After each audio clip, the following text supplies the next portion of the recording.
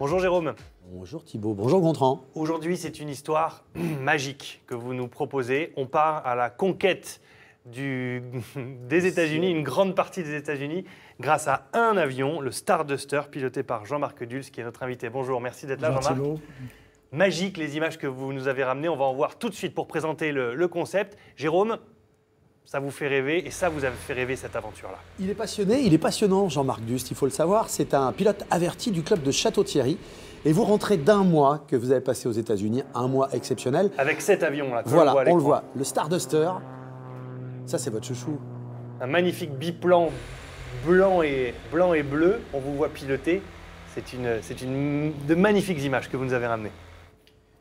C'est quoi exactement votre avion? Parce que moi, Thibault maîtrise beaucoup mieux l'aviation que moi. Il biplan, a dit un biplan. Il a dit... Oui, ça d'accord. Mais alors c'est quoi? C'est un avion récent, c'est un avion ancien? Alors non, c'est un avion de conception américaine qui a été conçu par Stolt dans les années 50. Et c'est un avion qui a la particularité d'être de construction amateur. Il a été construit en France. Et donc c'est à l'époque, dans les années 50, c'est la manière dont on construisait les avions de voltige, les premiers. Vous dites que c'est un avion 100% plaisir. Oui. Bah oui, parce qu'on est torpedo, un peu la tête à l'air. Voilà, c'est l'aviation un peu comme on la faisait dans les années 30. Hein. Jean-Marc a parcouru 8000 km. Il est parti aux États-Unis. Alors, on va dire que ce périple aux États-Unis, c'était un rêve de gosse, un rêve d'enfant, mais aussi l'histoire pour vous de retrouver les traces, d'aller sur les traces du papa. Hein. C'est un peu plus profond que ça.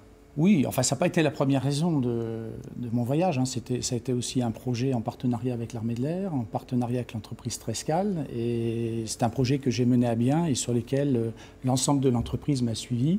Et à l'occasion de ce voyage, j'ai pu retourner sur les traces de mon père qui a démarré en 1944 sa formation de pilote de chasse à côté de Maxwell. Maxwell, c'était les images que l'on vient de voir là, de la petite démonstration. Absolument. Pour simplement avoir une idée un petit peu de ce qui vous attend. Maintenant, direction les États-Unis, direction Manhattan, avec un survol magique de la skyline, avec la patrouille de France aussi qui n'était pas loin. On va voir ces images absolument somptueuses. On vous voit décoller. Là, qu'est-ce que vous vous dites quand vous êtes aux commandes de cet avion et que vous savez que vous allez arriver sur Manhattan? On vous voit approcher et survoler l'Hudson là. D'abord, on a attendu une journée complète.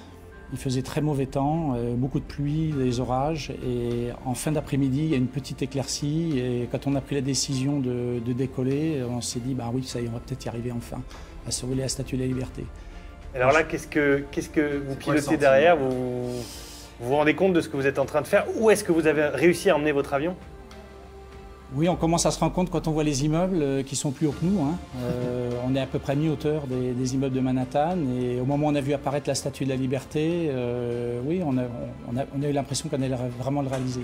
Là, on a vu le nouveau World Trade Center. Ça, c'est le pont du Verrazzano, je crois. Et on va arriver au-dessus de la Statue de la Liberté. Vous pouvez vous dire maintenant que vous lui avez fait vivre ça à votre avion, votre bébé.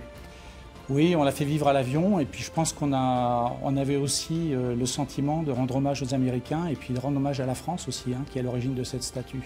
C'était symbole. C'est pas forcément habituel de voir voler un biplan au-dessus de Manhattan. Est-ce que vous avez eu des retours sur les gens un petit peu qui ont eu la chance aussi de voir cet avion voler? Parce que c'est aussi intéressant dans un sens que dans l'autre. Alors on a eu un très bon accueil des Américains. Pendant un mois, tous les terrains sur lesquels on s'est arrêté, on a été accueillis. Les gens sont venus voir par curiosité au départ et quand ils ont vu que c'était un avion français, on peut dire qu'on a eu un accueil exceptionnel. Quelle épopée, hein? C'est une belle histoire. Les images, moi je reste bouche bée à regarder effectivement à nouveau ces images. La Statue de la Liberté, ça aussi, c'est un objectif que vous étiez fixé. C'est un jour la possibilité de survoler la Statue de la Liberté. Oui, enfin, je m'étais fixé cet objectif à titre personnel. Ouais. Ça ne faisait pas partie au départ des étapes obligatoires, puisqu'on avait des étapes sur les événements aéronautiques, des meetings aériens avec les Américains. Mais je pense qu'on ne pouvait pas passer à New York sans aller survoler la Statue de la Liberté. C'est votre plus beau souvenir? Peut-être le plus émouvant, oui. Le passage au World Trade Center. On voit les larmes sur l'avion, là, d'ailleurs. Oui, il y avait un peu de pluie. Oui, je pense que là, on a eu un moment où plus personne parlait à la radio et on a contemplé les images.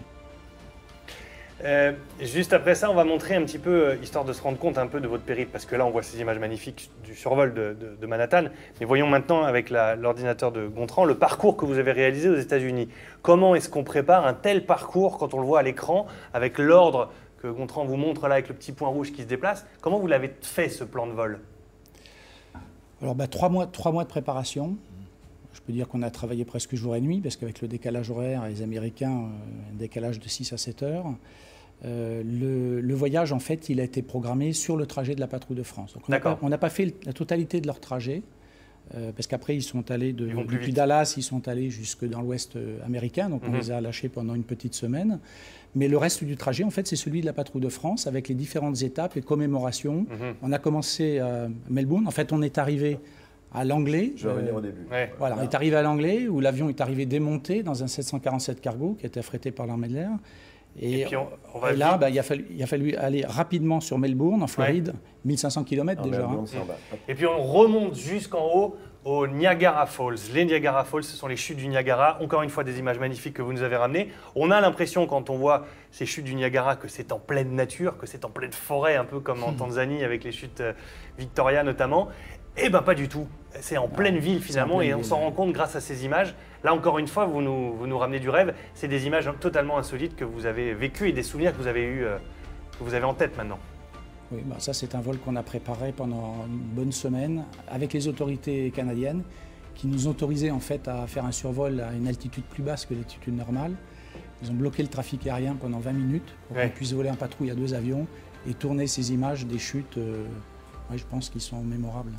Est-ce que vous avez ramené des souvenirs du coup, sentiment de devoir accompli, d'avoir pu voler sur les traces de votre papa? Oui, je pense que c'était un événement pour moi.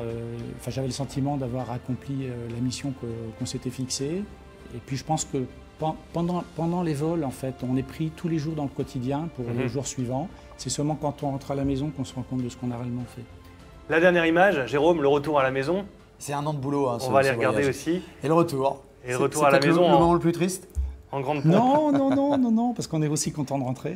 Regardez, il est content de rentrer aussi à la maison quand même. On sent qu'il est, allez, c'est le dernier. Un petit tour quand même. Allez.